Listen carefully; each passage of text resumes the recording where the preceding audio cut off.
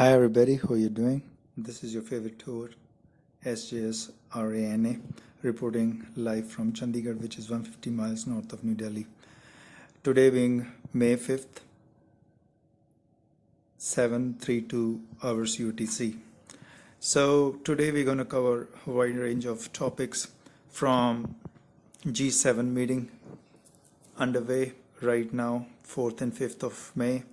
We're also going to cover how and what G7 meeting is going to cover. We shall also be delving a little bit into how the global recovery post-pandemic is going to unfold, and various other topics including India, COVID-19 disaster unfolding, malafic Karmaa. Basically daily they're reporting huge number of cases, what's going on with India, and India GDP pegging at 8%, which I predicted long back. Right now they're saying 10%. So quickly, let's come back to our main topic, G7. Now we are seeing G7 meeting, which is held by all the G7 nations, rich and powerful. It's very strange. Somehow I'm going to talk on this, why Russia and China is not included in it. So, but right now they have made a big announcement from Japan on the Olympics, what they're going to do. So this seems like Olympic may not be held well because of pandemic still unfolding, or it may be very well restricted. We don't know, but there seems to be some talks going on, and also there is going to be pleas for helping the poor nation. Now this agenda where G7 nations are being pushed to have or to help the poor nations, which they can, but what is poor nation? The definition must be defined clearly, because right now when it comes to poor nation, India quickly jumps to the bandwagon with 1.4 billion population, showing the poor population that they're dying, and creating that as a throttle on them to ask for some leverage and discounts on WTO.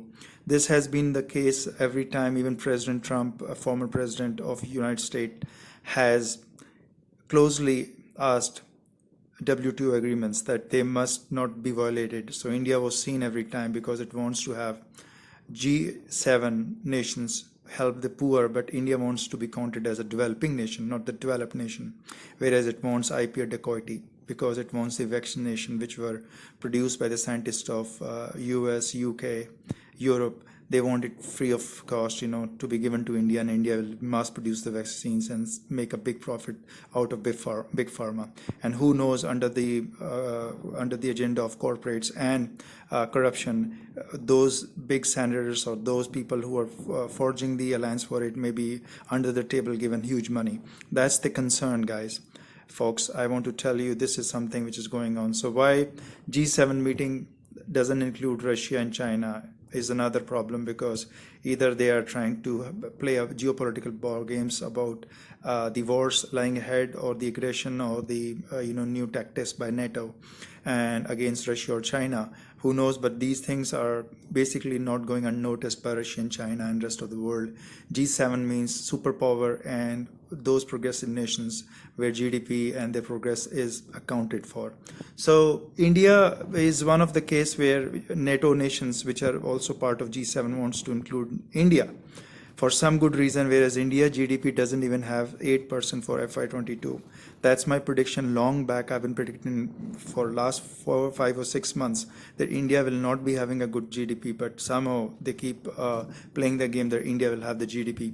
So today and yesterday I've updated my Yahoo with the updates. You can see G7 expansion, which is what I see should be taking place. And I predict G7 expansion will take place to G9, maybe G10. So we already have G20 nations, which are also one of the top nations in the whole world, where they also discuss the global forums. UNSC, UNO are another organizations, but those are very restricted for some specific tasks. And UNHCR, which is basically human rights consortium. Now, let's quickly come back to what's going on, what's being discussed in G7. Specifically this time, the good thing is they're discussing the agenda for educating girls, women, folks, protection, safety. Obviously, because they want to spend more money towards 40 million girls to go to school. Because if you see, what literacy rate is quite skewed between males and females, specifically the girls and the boys. So G7 is taking a good response and is taking a responsibility to fund the girls. Also, we got to see how G7 is going to address this global issue, which is also another pandemic, if it's not a crisis, that how reporters and journalists, specifically the citizen journalists, are being harassed, abused, or being restricted, gag orders, by some of the governments of the world, specifically like Asian governments like India, Pakistan, Bangladesh, have been quite notorious. Specifically, India government known quite notorious to put gag orders to curtail the journalism, specifically those who are telling the truth. The journalists have been divided into 2 or 3 groups now. One group which is speaking as a mouthpiece for government, which is quite promoted, but the rest, which are truth tellers, are demoted. So there's a big push. This is an article from DW, which has been highlighting this issue that the discrimination and intimidation tactics towards journalists, citizen journalism, must be stopped. So these nations, which are specifically India being very notorious, Pakistan and Bangladesh, must be put on check. So G7 has got to pick up this slack also, apart from the other various forms they're going to discuss. And we want a free press everywhere, just like UK is enjoying those, US is enjoying free press, freedom of press. We see EU enjoying the freedom of press. We want India government to be put on a notch under the Bosch that, hey, you cannot suppress the freedom of press or the journalist. So folks, because personally I've shared this experience and I share it again, I've faced a lot of hate crimes in India, while I report from my hometown Chandigarh. And you can see I do it single-handedly because all my acquaintances, my support was cut down by the covert tactics of the government and their agencies. Wherever I go, whatever people I meet, those Indian stooges go and threaten those people that either you are with us or you're with him. It's not that I'm supporting any negative cause or I'm in a terrorist watch group, but somehow they put pressure on me and my acquaintances. That's India government and agencies. I've been telling again and again, because if you see my One World Press has repeatedly shown considerable efforts, considerable response from global appreciation, where when I report, I get a lot of feedbacks, I get a lot of hits. It's already crossing 20,000 hits for a month, every month, 40,000 hits for a month for my WordPress site. And I'm reporting for all the causes, social causes, human rights, the agendas, exposing, the hate crimes, and, specifically the female folks who are being suppressed, repressed, oppressed, and obviously being sexually assaulted in India. So we need to have a society which doesn't have surveillance. Even if you see Edward Snowden was quite right in telling the world that there's a problem with the surveillance. Under observation, we act less free, which means we effectively are less free. So it's about freedom of humanity. So G7 nation has got to address this specific issue with India, Pakistan, and Bangladesh. How are they putting gag orders? How are they trying to push India journalism down, free press down? And they are basically, even also the agencies are trying to implant imposters. So instead of getting to the right person, let's say you want to talk to me or meet me, India agency will intercept the calls, communication, and they will not, they'll make sure that nobody meets me directly, because then they will come to know the truth. They'll come to know what they have been doing behind the scenes, and this has got to stop. G7 nations, I request all those people, France, Germany, US, UK, Japan, to also push this good agenda to have freedom of press in Asia countries. Also, they are saying China is into too much of gag orders. Obviously, to some extent, there are experts who believe it's true. I am 50-50% divided on it, but it must be addressed, whatever it may be. So you can see, these are my sites and these are my hits, which are across the globe. You can see anytime. I keep posting on various forums, and you can Google search any of my hashtag. Let's say I Google search for hashtag MAY 2019 chaos. Yes, it was already predicted, what's going to happen with the pandemic.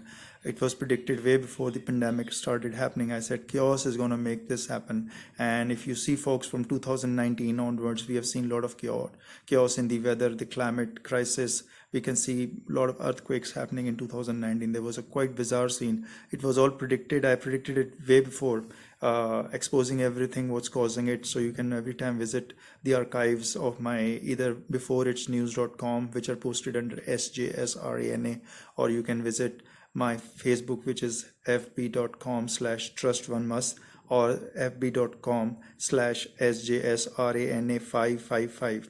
So, the freedom of the press is so important that, I know how hard for me it is to keep reporting or keep telling the truth to the world, because I work for world citizenship as a journalism and as a philanthropy, that I have faced so much of backlash from India and India's stooges, specifically the government. You see, I've narrated this. I've gone through 3 or 4 years of turmoil with a fake and fabricated case by India's government. Also, they held my passport for almost 8 or 9 months, renewal of my passport. For no good reason, my passport was held with India government. So I keep telling all this, why it is happening. And because I keep telling the truth, you see these articles which are posted in 2020 April, where I said recession like never seen before, COVID-19 post May 2019 chaos, as the US hits highest unemployment now. So at that time, US was hitting the highest unemployment, which is in April of 2020, and I was able to predict accurately how India GDP is going to falter back. It's going to collapse completely. Economy is going to collapse. So I predicted for FY 2022 for India GDP, which was, I was saying 8% and 9% at the most, which India stooges were saying, no, it's going to be 12% at that time. And I also predicted for FY 2020, they are doomed, which did happen. So these are my predictions, which India stooges, India government hate, because I tell them the truth. Also, I reported how India is degrading the whole planet with the pollution, air pollution. So you can see the snap. So coming back to the agenda, which G7 is going to discuss on the girls. So girls, they're very much perturbed by the young girls, as young as 8 years old, are victims of the sexual predators population. Worldwide, it's become a pandemic. It's another pandemic. People are only focusing on COVID-19, but COVID-19 is a percentile of the whole population, not exceeding 1% if you look at it. But if you look at it, the predators populations, which are sexual predators attacking minor girls, they are phenomenal. Folks, we got to address this issue. Look at India. India is the hub for sexual predators. It's the breeding ground for sexual predators. I am telling you the truth. If you look at India, it's a breeding ground for sexual predators. They form excellent and exceptional teamwork to entrap females as young as 4 years old. Yes, India age of sexual predation by predators starts at 4 years old. Yes, they don't spare even kids, even child.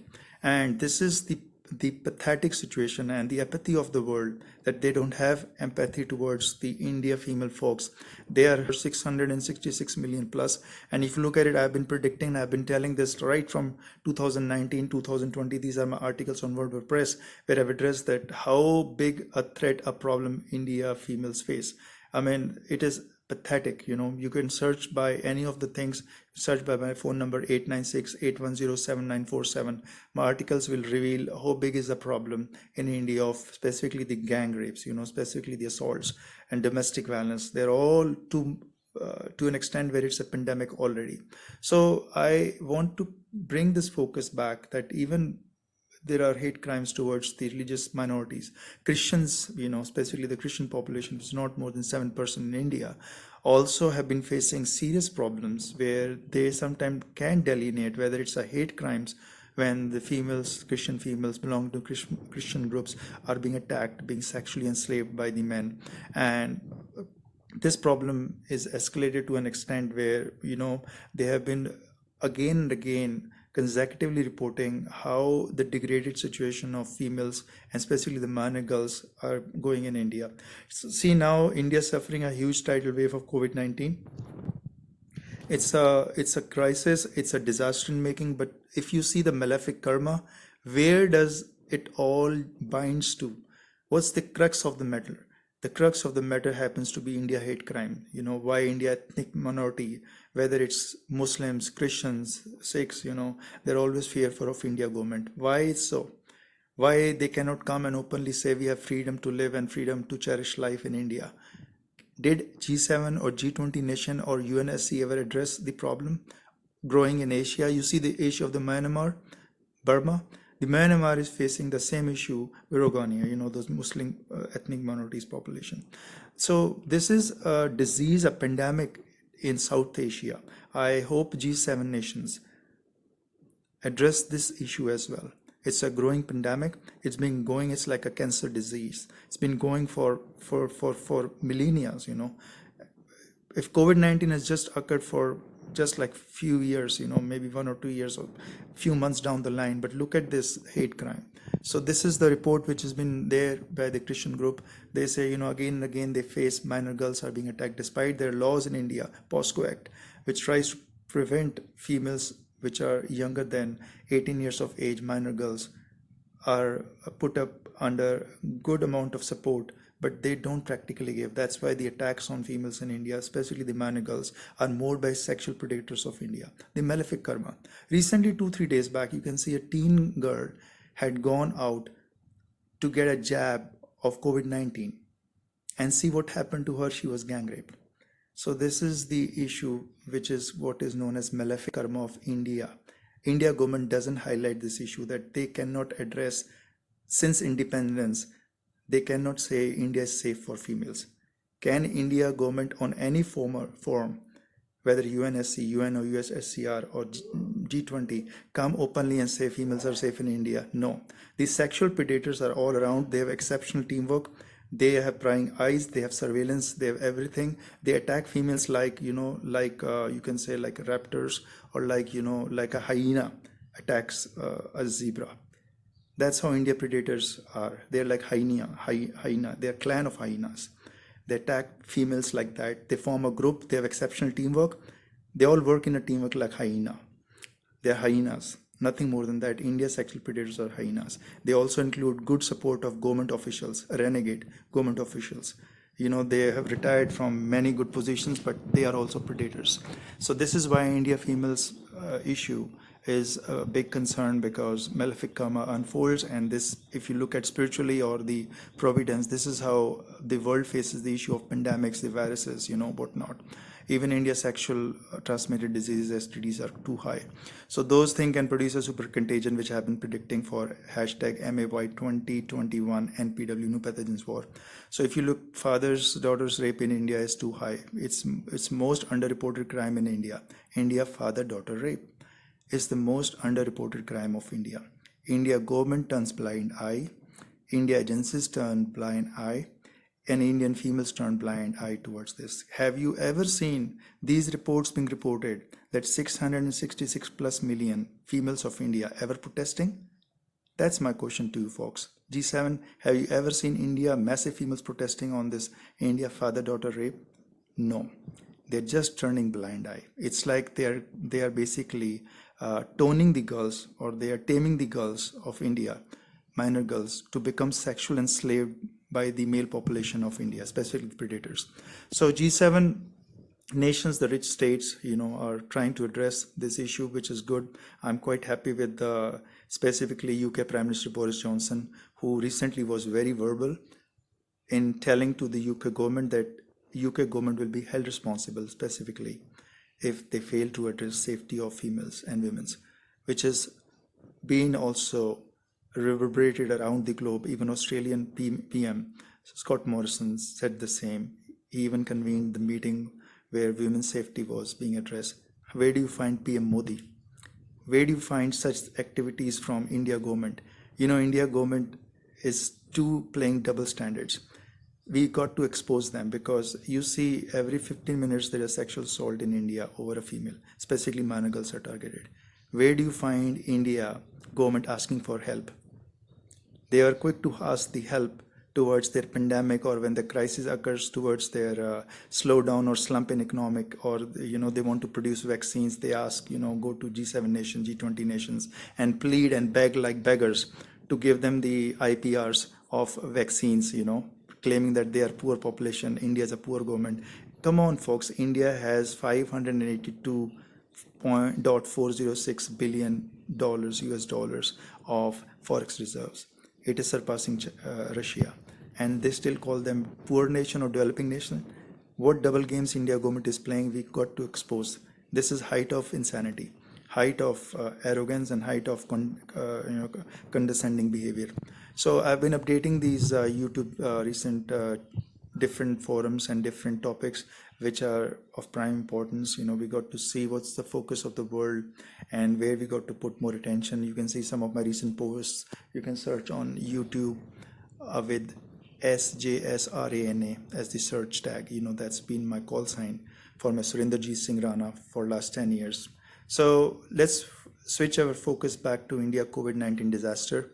And for May 5th, 2021, which is 24 hours, May 5th, 2021, for May 4th coverage, India reports more than 382,000 new cases for COVID-19.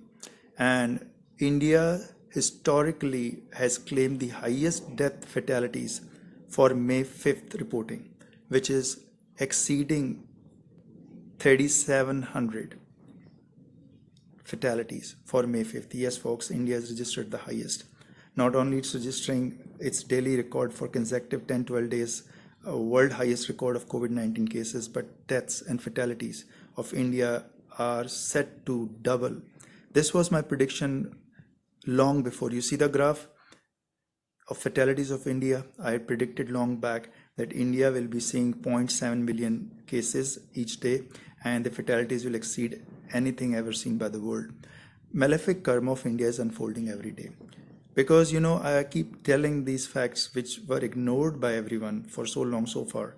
But pandemic is revealing the health, you can say the health crisis, the health services crisis, because it's substandard. They have substandard healthcare system. India government never invests in infrastructure of healthcare. That is why they're facing this crisis. What good is BrahMos missiles? They keep spending so amount of huge money, dollars on their military. Why they have excessive amount of military personnel? Can anyone ask this question? That's what India government is good about. Obfuscate. They have to reduce, cut down on their budget, their military expansion, their aggression agenda with military expansion, with creating hypersonic missiles like BrahMos. They have to cut down on their payments to government stooges. Why there are millions of government stooges which are being unnecessarily paid so high amount. Right from the pandemic, when it began last year, first wave, India was only hiking their PRDA, they call dearness allowance and, the other allowances. They have only been increasing payouts, handouts to government employees as if they are celebrating some big mega festivities. This is what India government is all about. And when I tell to them, they start hate crimes against me. they start, covert operations, covert tactics against me.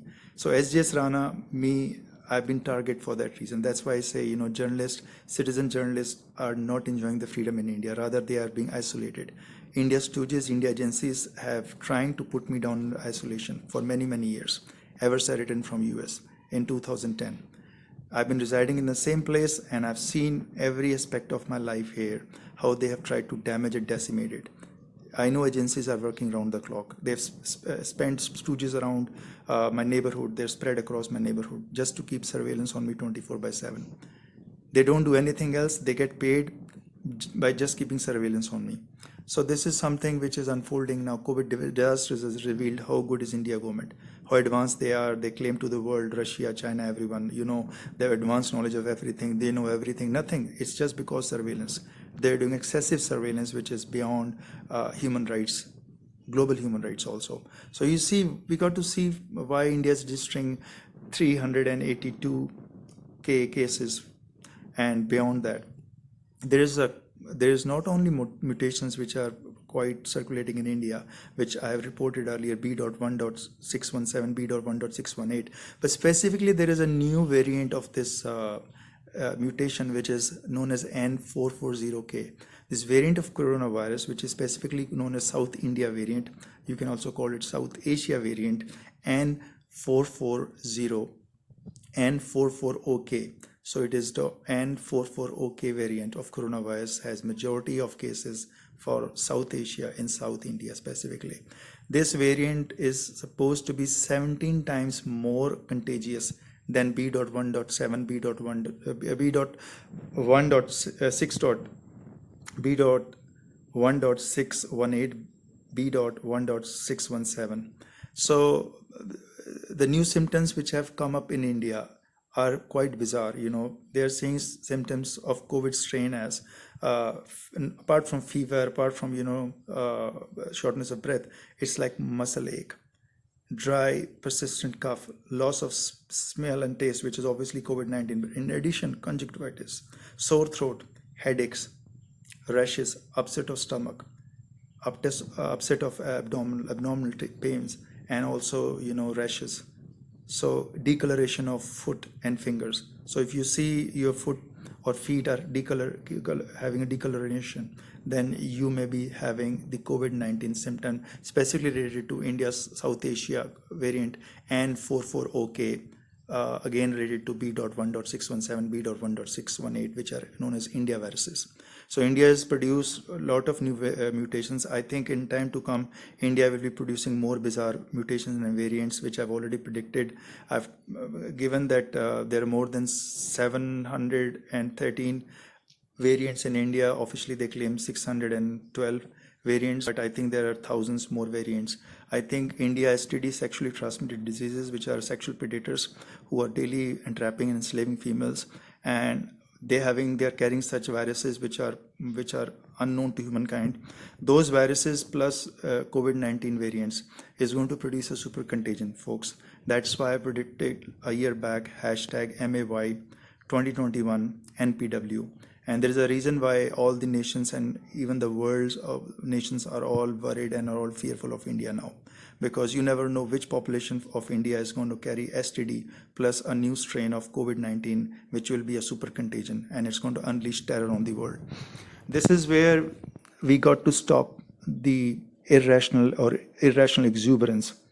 Yes, I call it irrational exuberance.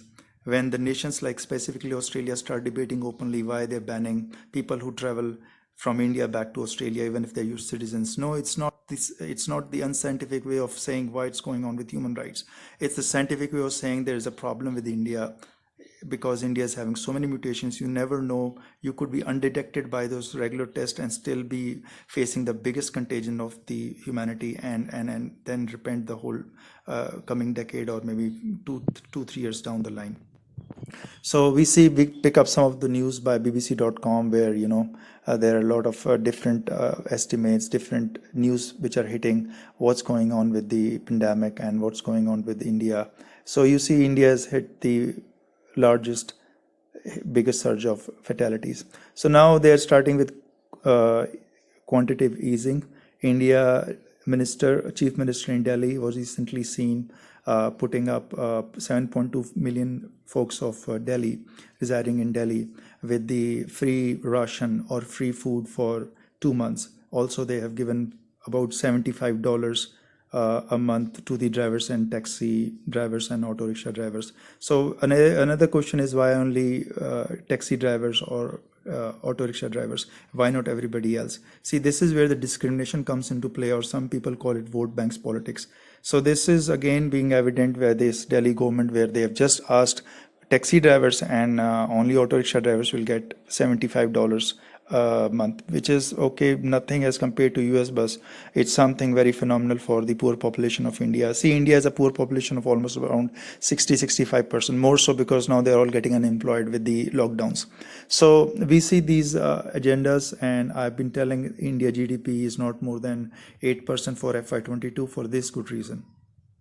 That's why I've been predicting from last year as well. India GDP is going to be a slump. It's going to be a slack. Don't look India as an emerging market, as the best emerging markets. No, folks. For international investors, I would still suggest they got to move away from India for at least 2-3 years down the line. Don't even look at India. India is not investment grade anymore. So now you see RBI jumping in the bandwagon to save the India from drowning. So they have now started quantitative easing 2022. Welcome, folks. It's India QE FY2022 is already in progress. They have come up with a huge 50,000 crores of quantitative easing, which will be released from India government RBI, which is a federal money managing agency, federal agency, of India. RBI has promised to release 50,000 crores of liquidation money, liquid money, which is going to be pumped towards so many different schemes. There are all the schemes which you can see over here. Basically, if you look down the line 2 years, they're also going to fund banks to pick up slack of toxic, NPA, non-performing assets. So India banks have huge collection of non-performing assets, which Indian small business owners or business owners take huge money as a loan form, and they are not able to pay back. So India RBI government is indirectly going to fund the defaulters of loan. This is where it's going to play the politics now. So what they're doing effectively, the money will be there to bail out banks, more liquidity. The more liquidity, the more inflation. So if you look at it, this much of liquidity, which as quantitative easing of, you can say, May 2021, India is pumping for FY22, basically is going to push inflation skyrocketed. It's like a ballistic BrahMos missiles they've launched, sort of, in financial terms, in financial market. With so much of quantitative easing, I guess Indian inflation going to skyrocket. And already, the food prices are up, inflation month-to-month basis, and oil prices, which is they call it petrol and diesel gas prices, what we call in US, is already touching the roof in India. So I guess Indian inflation is going to be a key concern. So as far as investment grade to India is concerned, in world folks, investors, I've been predicting since 2020 that India is not investment grade anymore. But those guys who don't listen will be now repenting their lifetime of savings gone into trash. Because India FY22 is not more than 8%. They started claiming 12% from the beginning, then they came down to 11. Then they started in steps by saying, no, it's 10.7, 10.5, something. Now you see where it is. Okay, folks, I take a leave here, and I leave you with my ending note. And you can always contact me on such contacts which I've given upside. And enjoy the music. And I hope you have a good time. Stay up in high spirits, mood, and spirits and body.